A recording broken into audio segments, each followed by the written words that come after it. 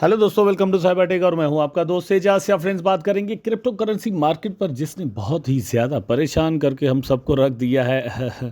कुछ चीज़ें डिस्कस करनी है और एक और अच्छी न्यूज़ क्रिप्टो करेंसी मार्केट के लिए, या फिर ये कह लें कि पूरी दुनिया की जो फाइनेंशियल मार्केट्स है उनके लिए एक अच्छी खबर आई है। मतलब ये कि पिछले 2 दिन से जो भी पैनिक यहाँ पर था, उसको मतलब उसके एग्जॉशन के लिए एक न्यूज़ आई है, मेरा ख्याल है, जो कि चंद एक दिन के लिए प्राइजेस को ऊपर लेकर जा सकती हैं। अल्दो कि मुझे मतलब मैंने जो ट्रेड्स लगाई थी, मुझे वो जहाँ से थोड़ा थोड़ा प्रॉफिट मिला, मैंने जो है वो बुक करके मार्केट से एग्जिट कर लिया है, क्योंकि कुछ भी 100% यहाँ पर नहीं कहा जा सकता। दोस्तों, वीडियो आपके लिए 100% लेकिन जो है वो इन्फॉर्मेटिव होने वाला है। वीडियो को लाइक ज़रूर कर दीजिएगा, और आपने अभी तक मेरा चैनल सब्सक्राइब नहीं किया तो चैनल को सब्सक्राइब ज़रूर कर दीजिएगा।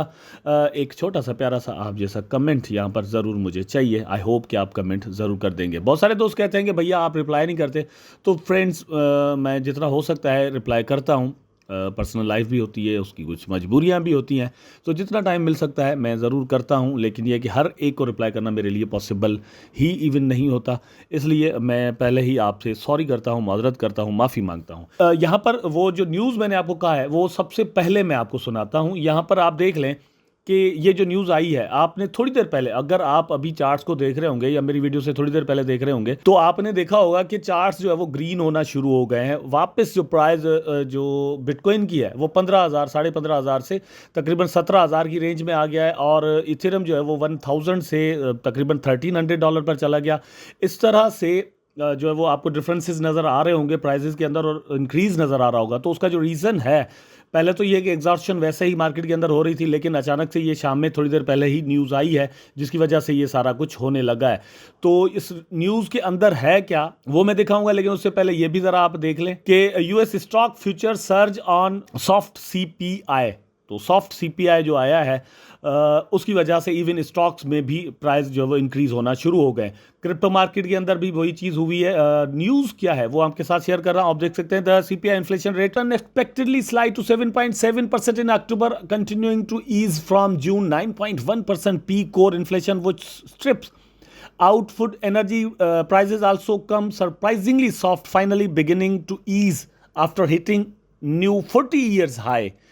ये जो हाई था जून के अंदर, ये दोस्तों 40 ईयर्स का हाई था। मतलब ये सितंबर में, following the CPI report which shrinks or another big Fed rate hike in December, Dow Jones future surge in Thursday, the CPI inflation rate eased 0.5% from 8.2% in September, coming in below Wall Street expectations 8%।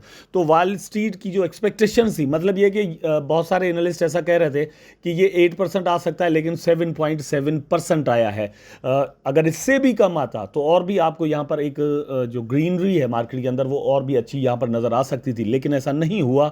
7.7 है, लेकिन फिर भी मतलब एक exhaustion जरूर यहाँ पर हुई है। The core CPI rose 0.3% from September. Economists had expected a 0.5% monthly increase. The annual core inflation rate fell to 6.3% from 6.6%. Economists had expected core CPI inflation to remain at the highest level since August 1982।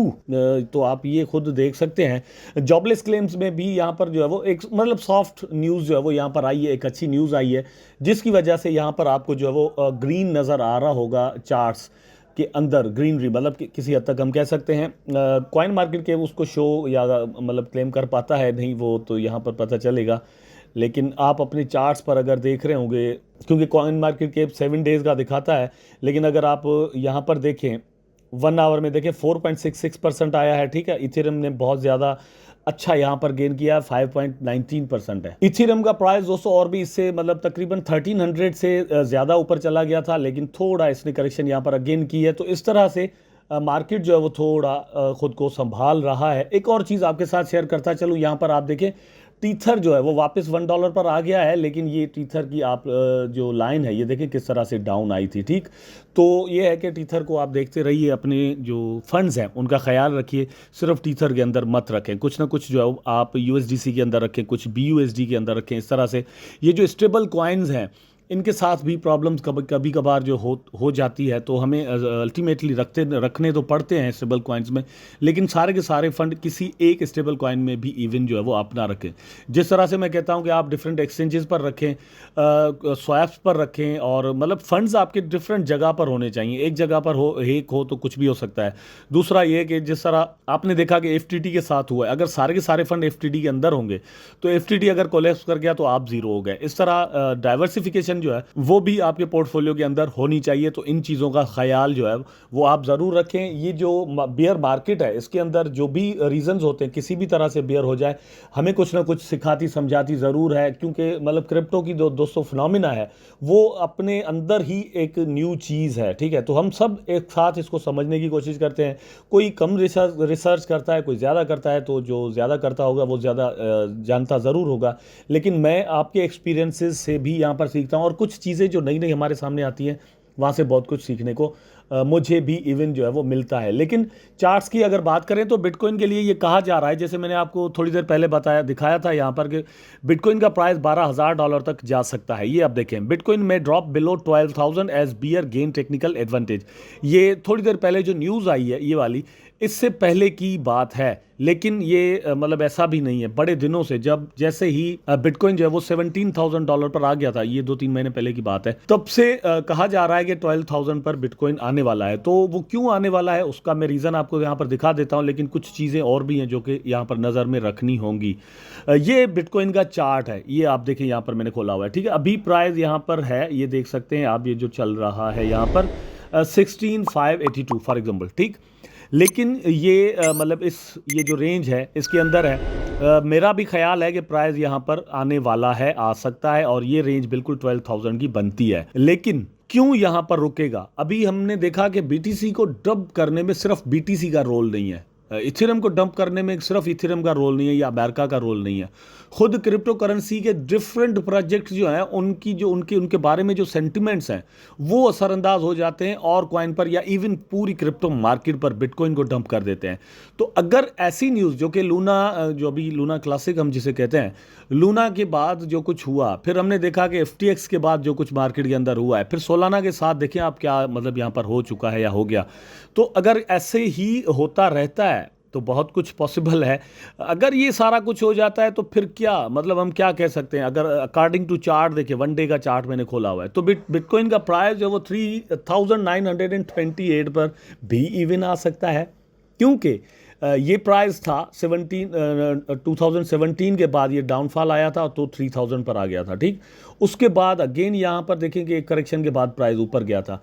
तो अगर 12,000 पर आ जाता है price, और उसके बाद भी मतलब इस तरह के सेंटिमेंट्स जुड़ते हैं, बेयर सेंटिमेंट कंटिन्यू करते हैं, कुछ स्कैम्स होते हैं, कुछ प्रॉब्लम्स मार्केट के अंदर होती हैं, तो फिर मतलब एक छोटी सी सपोर्ट यहाँ पर भी है, चलो उसको भी देख लेते हैं। और ये है 9,913 फॉर एग्जांपल, ठीक है। तो 12 से गिरेगा तो $9,000 पर आ जाएगा, $10,000 पर आ जाएगा। लेकिन अगर वहाँ से गिरता है तो फिर एक और सपोर्ट, चलो मैं वो भी दिखा देता हूँ, 8,203। लेकिन उसके बाद अगर आता है दोस्तों, तो मतलब ये एक डाउनफॉल $3,000 तक भी बिटकॉइन को लेकर आ सकते हैं क्या? मैं तो मतलब इसमें परेशानी की बात नहीं है। अगर आ जाता है तो पैसे संभाल कर रखें, डॉलर्स अपने पास रखें, और जैसे ही आए 3,000 पर तो 3, 4, 5 जो है वो बिटकॉइन आप बाय करके अपने पास रख लें, ठीक है। फिर वेट करें 2-3 सालों का, और फिर मज़े ही मज़े पॉसिबली। तो ये सारी चीज़ें हैं जो कुछ मार्केट के अंदर हो रहा है, इन चीज़ों का ख्याल भी रखें आप, जो मैंने आपको बताई। जैसे डॉलर्स में डिफरेंट जो डॉलर्स की फार्म्स इस वक्त हमें स्टेबल कॉइन्स के अंदर मिलती हैं, उनमें पैसे रखें, एक के अंदर ना रखें। वो चीज़ मैंने चार्ट के अंदर आपको दिखाई है। और USDD जो कि ट्रोन ने अभी एक स्टेबल कॉइन निकाला था, उसका प्राइस जो है वो नीचे आ गया था। फिर UST जो लूना का था, उसके साथ जो कुछ हुआ, ठीक है, उसको नज़र में रखें। खुद टीथर के साथ कुछ वक्त पहले जो है वो ये सारा सीन हो चुका है, वो भी चीज़ ज़हन में रखें। इसलिए ये जो चार्ट की जो मैं बात कर रहा था वो ये वाला है। इसलिए आपको ये ज़हन में रखना चाहिए कि किसी भी वक्त किसी भी चीज़ के अंदर कुछ भी हो सकता है। ट्रेड भी करनी है हमें, यहाँ से जो है वो चांस भी लेने हैं, तो अक्लमंदी के साथ, लॉजिक के साथ हमें यहाँ पर चलना होगा। आई होप दोस्तों वीडियो आपको ज़रूर अच्छा लगा होगा। अगर अच्छा लगा है तो लाइक करें, कमेंट करें, शेयर करें, चैनल को सब्सक्राइब करके बेल आइकन ज़रूर दबा दें, ताकि मैं और आप आपस में जुड़े रहें। टेक केयर, अल्लाह हाफिज़।